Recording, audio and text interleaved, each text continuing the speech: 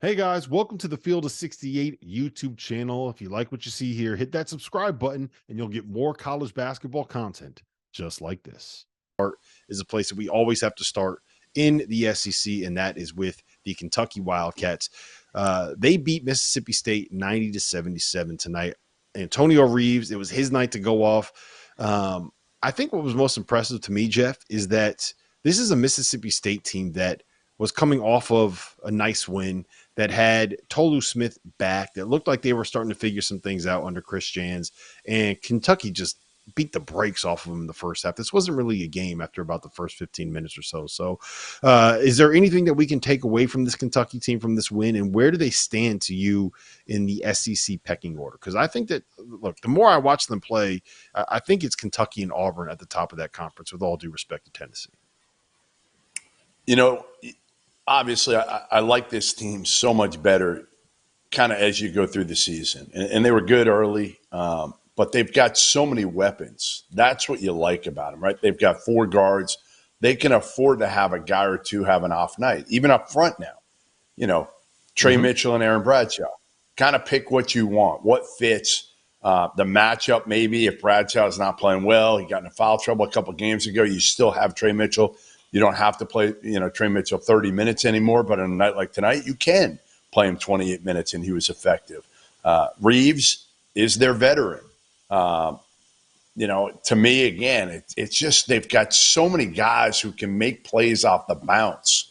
And Cal got his 400th win tonight. Big win for him. And this is just a team that, again, has such high upside. And I don't think they're honestly – I think a lot of these freshman teams, when they get to the tournament, they're going to be like eye-opening for them.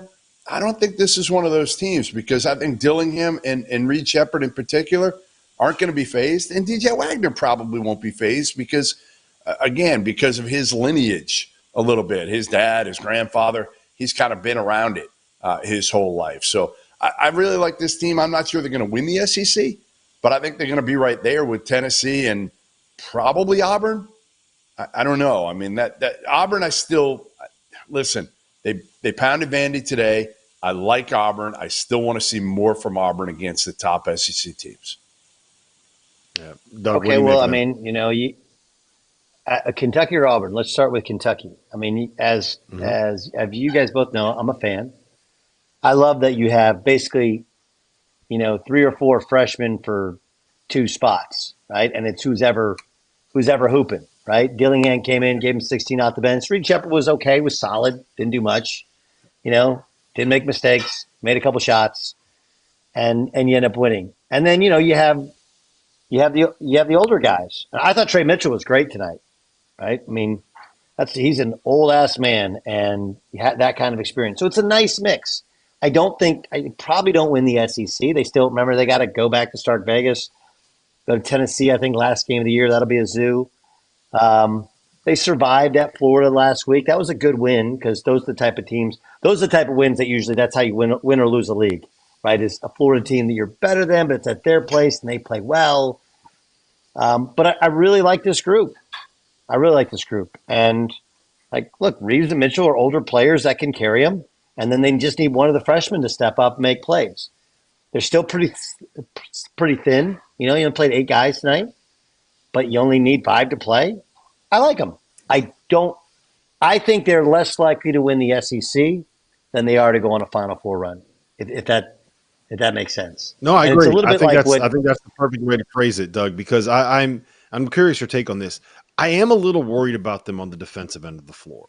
I think there are nights where they're trying to win games in the 80s or 90s. And I don't know if they could do, for example, what UConn did tonight and win a game that gets played in the 50s and the 60s and is an ugly, messy, sloppy slugfest. Right. There's the one thing about the SEC is there's not a lot of slugfests in that league, right? Just stylistically, that's a league that's a lot up and down. There's nobody that really loads up defensively. It's just not the style of the league. But I agree with you. I just think there's a level of physicality usually in league play that doesn't exist in tournament play. Tournament play is usually a lot more freer. And I don't know. I don't think it's the lineage, Jeff. I think it's those are main court guys. All those freshmen are main court guys. And what I mean is, that's what I meant. You go to He's the big number one player. Yeah. Yeah, I mean I love that this, shit Tom. doesn't phase. I love the. Hold on, Doug. Explain that real quick because people don't understand what you meant right there. And this is my favorite. When you go to a big AAU event, right? There's a main court and there's an aux gym, right? Like DJ Wagner ain't never played in the aux gym. Like when he gets a game in the aux gym, something's wrong with his hamstring or his ankle. Like, whatever. He just comes down. I just want to get through it. In the main gym, he missed the bus if they're in the aux. No question. And most of those kids they've been main court guys their whole lives, right? They don't know any better. Like, what do you mean there's games at 9 a.m.? I don't play 9 a.m. AAU games. I play main court games at the right times. And so, it's like I had to tell Jeff today what a clean neck game was and why it was important. Like, you play in the main court, your neck's got to get cleaned up. When you play Kentucky, your neck better be clean because everybody's going to watch when you play Kentucky.